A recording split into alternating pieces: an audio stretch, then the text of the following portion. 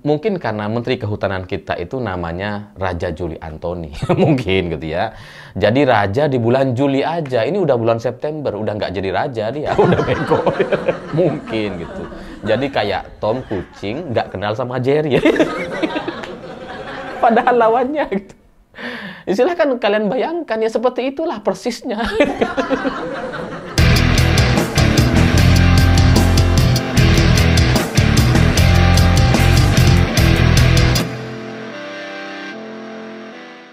Selamat malam semuanya. Hari ini ada satu berita yang sangat-sangat mengejutkan ketika Menteri Kehutanan atau Raja Juli Antoni itu bermain domino sangat akrab sekali dengan tersangka pembalak liar Aziz Welas.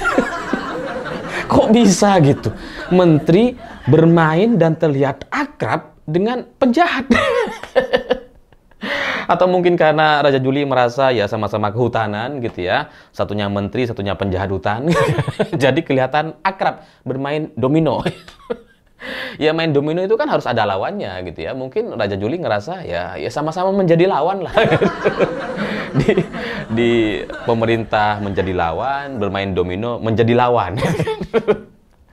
Ya, tapi setelah berita ini viral, dibicarakan oleh banyak orang, diberitakan di mana-mana karena ini menjadi sebuah masalah yang serius sekali di negara kita. Karena ya ajaib atau rasanya tidak mungkin seorang menteri bermain-main dengan penjahat, apalagi kelihatan akrab. Orang-orang nggak terima gitu. Dan ketika situasinya sudah seperti ini, Raja Juli Antoni memberikan klarifikasi yang menurut saya itu lucu sekali. Klarifikasi yang disampaikan sama Raja Juli Antoni secara resmi dengan bahasa yang formal dan seserius itu sebenarnya mengandung satu kelucuan yang sangat-sangat luar biasa menggelitik. Karena Raja Juli Antoni mengklaim bahwa dirinya tidak tahu, katanya. Dia hanya hadir di sebuah gedung atau tempat untuk bertemu dengan Menteri Karding. Dan kemudian setelah dia mau pulang, di ruang tamu itu ada banyak orang yang bermain domino dan dia diajak dan ikutan bermain. Jadi di ruang tamu itu secara tidak sengaja karena banyak orang, kata Raja Juli, ya diajak main, ya udahlah kita main. Padahal gitu ya, ini sudah tengah malam. Menurut keterangan atau pernyataan Raja Juli dalam klarifikasinya, itu dilakukan di jam menuju 24.00 atau tengah malam, pas tengah malam gitu. Jadi ini lucu. Seorang menteri, bayangkan gitu ya, seorang menteri mau meluangkan main domino di tengah malam menjelang jam 24.00 dengan orang yang tidak dia kenal. Ini kan menunjukkan bahwa apa-apaan kok bisa orang kayak gini jadi menteri. Karena dari sisi logikanya tuh ya nggak berjalan dia tuh, nggak hidup logikanya gitu. Karena ya bermain di tengah malam, katakanlah dia nggak kenal gitu ya, untuk bermain domino semalam itu, diajak main dan dia mau. Itu kan menunjukkan sebuah manajemen waktu yang sangat berantakan sekali gitu kan. Ya karena nggak usah menteri deh, saya misalkan diajak bermain dengan orang yang tidak saya kenal, tidak pernah saya tahu, baru pertama kali ketemu. Kemudian diajak main domino di tengah malam seperti itu ketika saya ingin pulang gitu ya. Nggak usah menteri. Saya yang bukan siapa-siapa, yang rakyat biasa ini, nggak akan mau. Pasti saya pulang. Ngantuk. Ini menteri gitu. Mau meladeni orang yang tidak dia kenal. Gitu. Itu kan secara logika gitu ya. Logika berpikir, ini pasti mati logikanya nih. Ini mustahil situasinya seperti itu. Karena nggak, orang normal nggak mungkin begitu gitu. Ya mana bisa, tanya kalian sendiri deh gitu ya. Para penonton, kalau kalian mengimajinasikan di posisinya Raja Juli Antoni gitu. Diajak orang main domino di tengah malam seperti itu yang ngalor ngidur nggak ngerti itu siapa gitu ya. Mau nggak kalian main? Pasti nggak mau gitu. Tapi kalau Raja Juli Antoni mau bermain di tengah malam semalam itu, ini kan kemudian menimbulkan tanda tanya. Kenapa dia mau? Ya kembali lagi kepada saya misalkan gitu ya, saya juga mengimajinasikan dan mengacu kepada pengalaman-pengalaman saya misalkan, Saya itu kalau diajak misalkan untuk bermain remi atau domino atau berdiskusi sampai tengah malam atau jam 12 malam seperti yang terjadi kepada Menteri Kehutanan, mungkin saya mau kalau yang mengajaknya adalah bos saya. Kalau yang mengajaknya adalah orang yang berpengaruh. Itu kalau bos yang nelpon jam 1 dini hari pun kita angkat. Ya kan gitu. Ya itu kalau bos gitu. Tapi kalau orang yang tidak kita kenal gitu, orang yang baru pertama kali ketemu, masa iya kita mau gitu ya? Ya itu nggak mungkin lah. Jadi saya lebih curiga bahwa si penjahat atau tersangka pembalak liar ini itu punya kuasa di sana, punya pengaruh di sana, dan itulah yang membuat Raja Juli Antoni mau untuk bermain domino bersama-sama gitu. Karena kalau dia nggak punya pengaruh, nggak bisa dia ngajak orang atau ngajak menteri untuk bisa main domino di malam yang semalam itu. Nggak mungkin gitu. Ya cuma pertanyaannya apakah Raja Juli Antoni anak buahnya si penjahat ini atau si penjahat ini pernah ngasih upeti kepada Raja Juli Antoni gitu ya. Jawabannya pasti enggak gitu. Kalau berdasarkan klarifikasi dari Raja Juli Antoni. Sekali lagi, kalau berdasarkan klarifikasi, aslinya ya nggak tahu. Silahkan dicerna sendiri gitu. Karena logika ini adalah logika yang sederhana sekali gitu. Karena kita semua pasti punya pendapat yang sama. Pasti. Saya yakin teman-teman penonton yang orang desa, orang jelata, yang bukan siapa-siapa, yang tidak pernah jadi pejabat di Indonesia, pasti punya satu keyakinan yang sama, dan itu sama dengan saya. Pasti nggak maulah untuk bermain domino di tengah malam dengan orang yang tidak dikenal untuk pertama kalinya, karena itu buang-buang waktu. Yang kedua, buat apa gitu?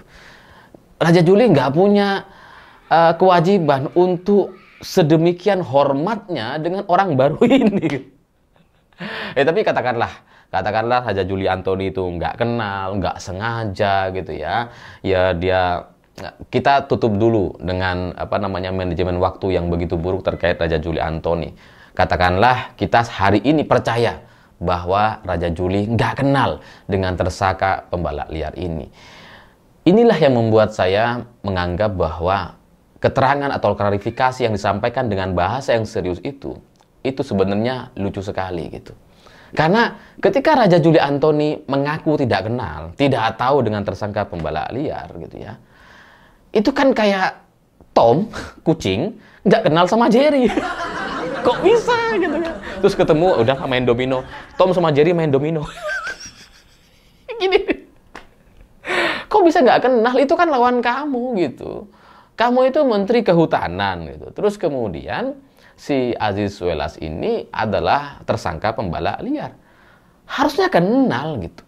Kalau Raja Juli Antoni nggak kenal dengan tersangka pembalak liar, itu kan jadi membuka aib dia sendiri bahwa selama ini dia nggak kerja tuh. Bahkan tersangka pembalak liar pun dia nggak tahu. Bisa. Harusnya ya Raja Juli Antoni itu mengenal betul dengan tersangka pembalak liar ini karena dia lawannya tuh. Dia menjadi penjahatnya dalam kehutanan di Indonesia.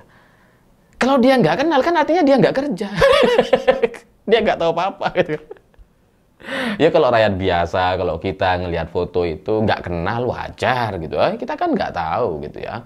Itu kita kan ya nggak ngerti juga soal nggak mengerti secara penuh, dan itu juga bukan tugas kita untuk mengawasi kehutanan seperti halnya Menteri Kehutanan di Indonesia. Ya wajar gitu kalau kemudian nggak kenal. Kalau misalkan Menteri Hukum, Menteri Hak Asasi Manusia atau Pigai tidak kenal dengan tersangka pembalak liar, itu masih masuk akal gitu ya. Tapi kalau Menteri Kehutanan nggak kenal dengan tersangka pembalak liar, kok bisa? Ya itu fatal sekali gitu. Jadi klarifikasi yang disampaikan Raja Juli Antoni kemarin ini bagi saya lucu gitu. Karena dia ya apapun kenyataannya, entah dia kenal atau tidak kenal, itu sama-sama salah gitu. Kalau kenal dia salah karena bermain domino. Kalau dia nggak kenal, kok bisa menteri nggak kenal dengan penjahatnya? Ya, tapi setelah saya coba renungkan gitu ya, mungkin karena Menteri Kehutanan kita itu namanya Raja Juli Antoni. Mungkin gitu ya. Jadi raja di bulan Juli aja. Ini udah bulan September, udah nggak jadi raja dia, udah bego. Mungkin gitu. Jadi kayak Tom kucing nggak kenal sama Jerry. Padahal lawannya. Silahkan kalian bayangkan ya, seperti itulah persisnya. Tom and Jerry, tapi Tomnya nggak kenal sama Jerry. Karena klarifikasi dari Raja Juli Antoni itu memperlihatkan betapa bodohnya dia, sehingga tidak bisa berpikir secara logis, tidak mampu untuk mengatur waktunya, dan bahkan menunjukkan bahwa dia sebagai menteri nggak tahu apa-apa soal kehutanan di Indonesia. Main. Ya karena kesalahannya tuh lengkap gitu. Mau diklarifikasi gimana pun, itu lucu. Dia main domino tengah malam itu salah gitu ya. Menteri kok main domino tengah malam, buang-buang waktu. Kalau rapat boleh lah, ini main domino. Fatal sekali gitu. Ya, nggak kenal sama tersangka pembalak liar. Dan kedua, yang ketiga, dia mengaku bahwa itu dilakukan secara tidak sengaja. Ya, apapun itu, menurut saya Raja Juli Antoni ini memang tidak pantas memang untuk menjadi menteri, karena ya begini ini gitu. Mau dianggap, mau dijawab bagaimanapun, dia salah soal manajemen waktu. Dia salah soal bermain dengan orang yang tidak dia kenal katanya. Dia salah karena dia menganggap bahwa ini bukan sebuah kesalahan. Itu yang paling fatal.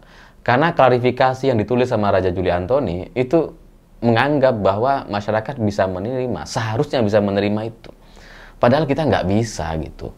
Kita itu sudah sangat demikian cerdasnya gitu ya, untuk memahami bahwa ini mustahil terjadi atau ini ada yang salah.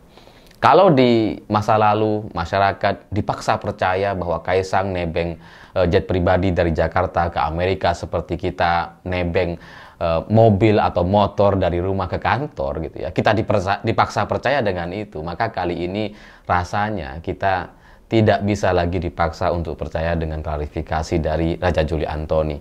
Dan memang kader PSI atau ketua umum PSI memang mungkin seperti ini kualitasnya, dan ya saya tidak kaget gitu, karena kalau ketua umumnya aja kayak Kaisang, maka Raja Juli Antoni sebagai anak buah Kaisang wajar kalau kemudian memberikan klarifikasi yang sama bodohnya.